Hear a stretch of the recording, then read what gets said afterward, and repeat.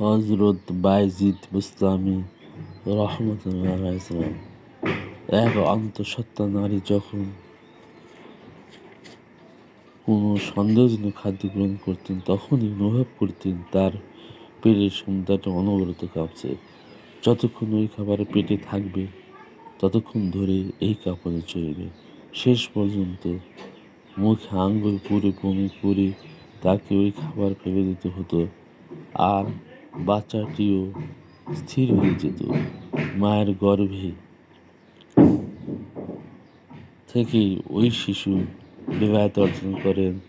আল্লাহর এই এক অমূল্য সম্পদ। যথাসময়ে মহিমান্বিত নারী এক মহা জ্যোতির্ময় শিশুর জননী হলেন।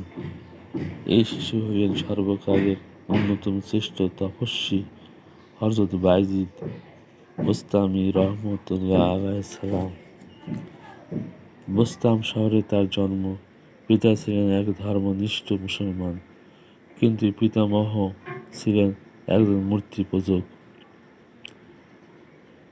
অতি অল্প বয়সে বায়জিদ রাহমাতুল্লাহ আলাইহি পিতৃহীন হন, কিন্তু জননী ছিলেন এক আলোকময়ী নারী।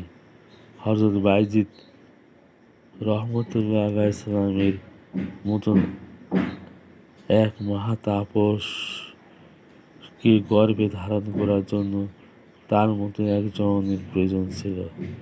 পিতার অবর্তমানে তিনি পুত্রকে আলোর পথে এগিয়ে দিলেন। তাকে ভর্তি করে দিলেন এক মাদ্রাসায়।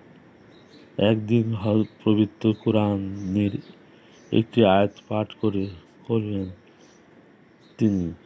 ওই আয়াতটি ছিল, আমার প্রতি তোমার পিতা মাতার প্রতি কৃতজ্ঞ হও। সূরা লোকমানের আয়াত সেটি। তিনি তার শিক্ষকের কাছে আয়াতটির মর্ম জেনে নিলেন। তার মনে এক আলোড়ন সৃষ্টি হলো। শিক্ষকের অনুমতি নিয়ে তিনি বাড়ি ফিরলেন।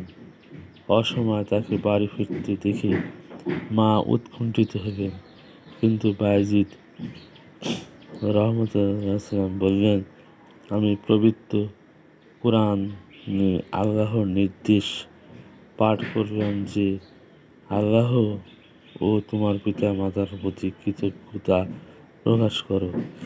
কিন্তু মা গো, আমি তো একসঙ্গে তা পারব না।